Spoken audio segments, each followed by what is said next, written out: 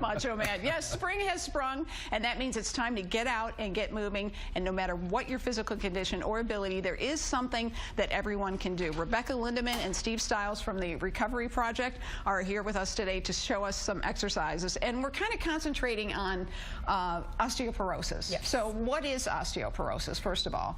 Well, thanks for having us. Osteoporosis is a disease where we see weakening in the bone over time. Okay. So when that happens, they become thin and porous, and people can be at risk for fracture, whether they fall or they lift something too heavy. So that's what we're here for. Okay, so exercise is a way to head that off? Absolutely.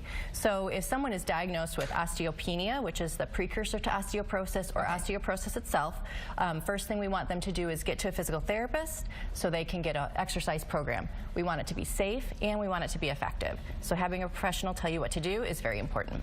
So we hear people talk about weight-bearing exercise. Yes. So does that mean you are lifting weights or you are using your own weight? Or? Both. Okay. So we have some exercises we can show you today.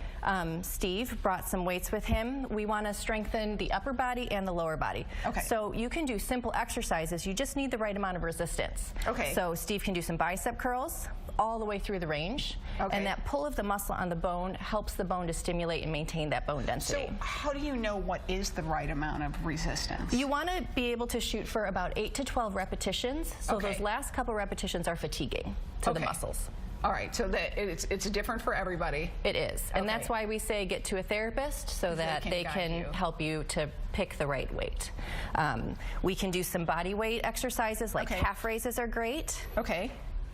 Up on the toes and back down. Again, 20 to 25 of these are fantastic. Simple. And then squats are another great weight-bearing exercises. Yep, very good.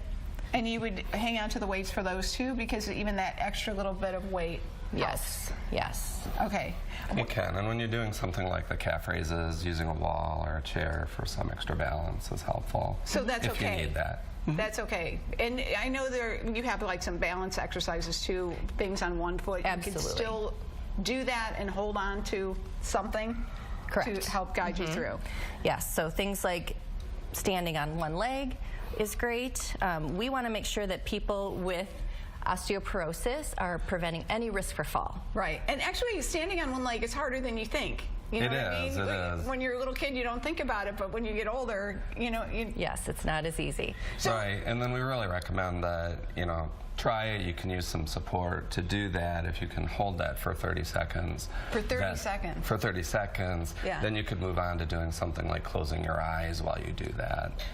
Which as well. I know sounds kind of goofy, but it does make it a lot harder. It is a lot harder. Yeah. Yes. So if you're at risk for osteoporosis, should you be concentrating on upper body, lower body? I think most people would think you need to concentrate on lower body. Yes, definitely lower body, the spine. We do posture exercises to keep you up tall.